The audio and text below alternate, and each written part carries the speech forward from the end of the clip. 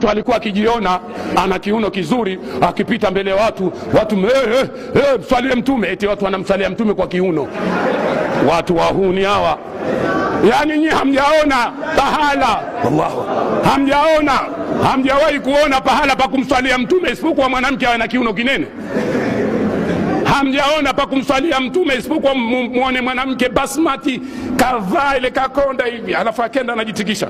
Jamani, mtu shahada hiki makalio mengine ya sindano, hayo makalio mengine ya sindano. Na makalio ya sindano leo natoa dalili zake zijulikane kabisa. Maana watu msibabaike. Makalio ya sindano ni yale ambayo yanancha, yamekuwa kama mnara. Asija akakubabaisha mtu ukaona jamaa bwana mke wangu siku hizi mambo mazuri, kumbe kapiga sindano kalio limetoka huko. Nguo zinatoboka huko pembeni kwa ncha makalio. Hatari. Vitu vilikuwa wenyewe vinajulikana, na sisi tumeambiwa tuyaendee yalikuwa mazuri, na mazuri sio yale ambayo unayotaka kwenye nafsi yako. Matamanio, mtu kuabudu matamanio yake pia ushirikina. Matamanio ikawa nafsi yake inachotaka nafsi yake anakipa.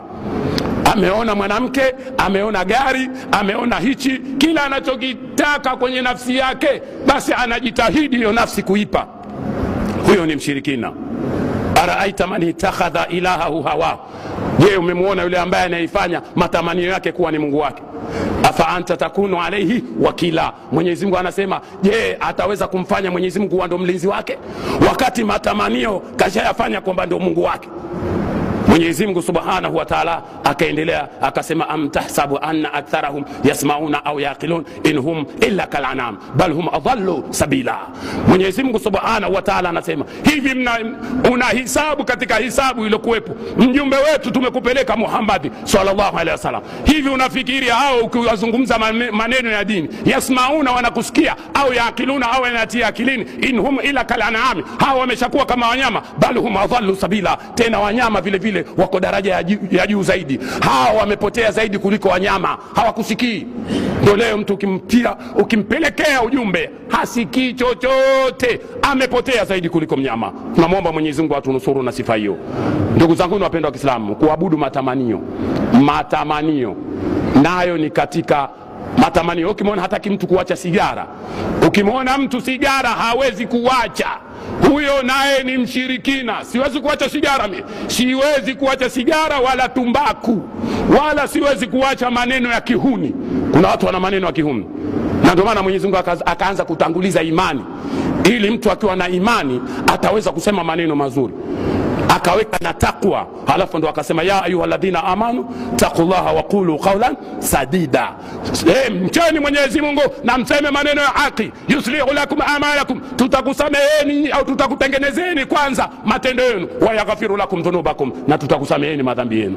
Kwa hiyo jambo la kwanza jamani, shirki billah limeenea.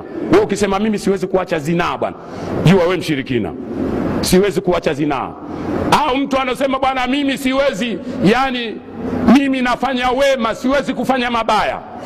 Mtangulize Mwenyezi Mungu, sema kwa idhini ya Mwenyezi Mungu siwezi kufanya mabaya, nitafanya mema matupu. Hapa utakuwa si mshirikina. Lakini ukisema mimi sifanyi mabaya bwana, mimi hapa bwana, hapa na mabaya, hapa mema matupu hapa nitafanya mema mimi, sio vijukuu vya mtume. Kuna watu wanajipachika maneno, ukisikia vijukuu vya mtume ndio sie.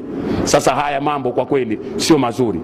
Sema kwa idhini ya Mwenyezi Mungu Subhanahu wa Ta'ala.